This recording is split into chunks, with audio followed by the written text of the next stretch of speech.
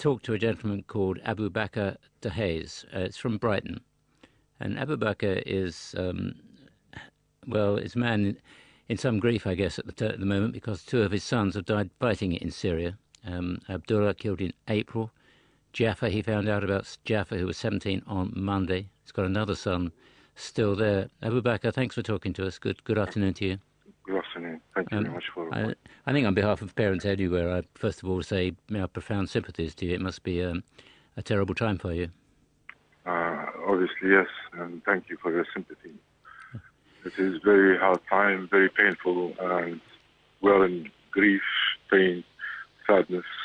My words fail to rescue me in a situation to describe what we're in. Yeah.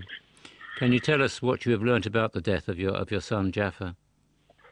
I learned that Jaffa was killed on Friday in a battle in the northwest of Syria, a place called Idlib. He was part of a group of 5 who trained to be advanced behind the enemy's lines, the Assad forces. And there was an attack, I believe, and they went behind the lines and they were surrounded by Assad forces and killed. 3 were killed, and my son got a shot to his head. And he lived for 15 minutes after that, stating La ilaha illallah, Allah Akbar, which means, testimony of Islam and Allah is the greatest. Mm. And that is what I learned. And very sad to see my son go. Before me, I always expected that they outlived me. Yeah, that's what's so wrong about these things, isn't it? As a parent, you think at least that you should go first. And I mean, a double tragedy because Abdullah died in April, I hear. Yes. We haven't even forgotten that wound, and again, the wound is open. And I pray for the safety of my oldest son who's still there. Which one is that? That's Amr, the oldest one. I hope that he comes back home safe and sound. It's a shocking thing for you and your family. I mean, why did they go? The reason that they went, I think, young age, naivety, very little experience of life. Obviously, the goal is noble. They want to help others. They are affected by the massacres which are going on in Syria, and this constant sceneries where children are being killed and buried by rebels and all these things. Well, who did they go to fight? Who are they fighting for exactly? They're fighting with Jabhat al-Nusra Front, which is seen here in the West as an affiliated side group, but in Syria they're seen as heroes. That is the irony. The gap between us and there is huge. Yeah. And I think we, as a government, we should try to find an exit strategy for them boys who went, and try to see them, that they are our sons. They belong to this country. We have vested most than anybody else on these youngsters. Some sort of program when they come back.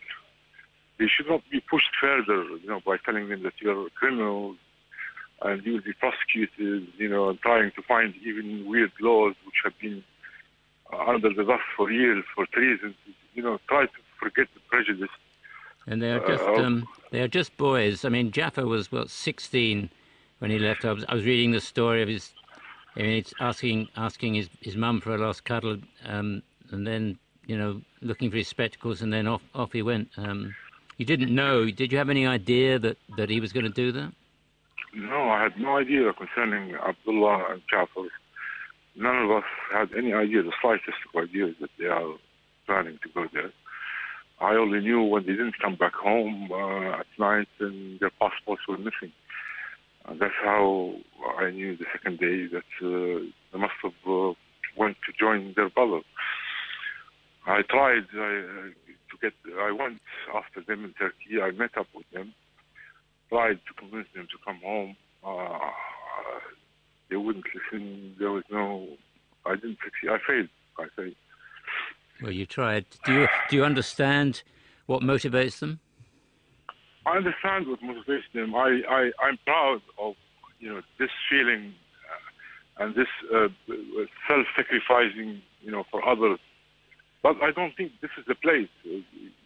Syrian people Syria is a 30 million population wise. They have enough men.